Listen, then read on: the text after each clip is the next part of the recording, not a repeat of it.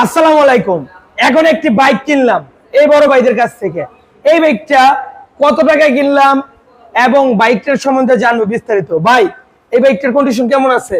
একবারে ফ্রেশ ভাই। আমি তো চালাই, বুঝেন না, ছেলে মানুষ চালাই, কিরকম থাকবো? বাইক তো ছেলে মানুষই বেশি চালায় ভাই। মানে আমাদের মতো ছেলেরা কি আর নষ্ট বাইক চালাইবো? আচ্ছা, এখন কথা হলো, সবাই যতগুলা গাড়ি কিনি সব ভদ্র লোকরাই বলে খালি গাড়ি ভালা, এর গাড়ি ভালা, ব্যস্তাইলে খালি গাড়ি ভালা। আনকন আঙ্গ দুষ্টা কই, এই ভদ্রলোকও বললো ভালো, এখন ভালো বললো, ভালার পর আমি খারাপ। আপনার খারাপ গাড়ি যদি ভালো লাগে কিনবেন, না লাগলে মাপ চাই, তারপরও পরবর্তীতে আমাদের বলবেন না। এই বিষয়টা আমাদের দেখার না, আমাদের হচ্ছে কি লাভটা দেখায়, কাগজ ছোট জেনুইন কিনা সেটা দেখায়। এই গাড়িটা শোরুমের রিসিপ্টও তো আছে, নাকি নতুন কিনছে যে সেই রিসিপ্টও আছে।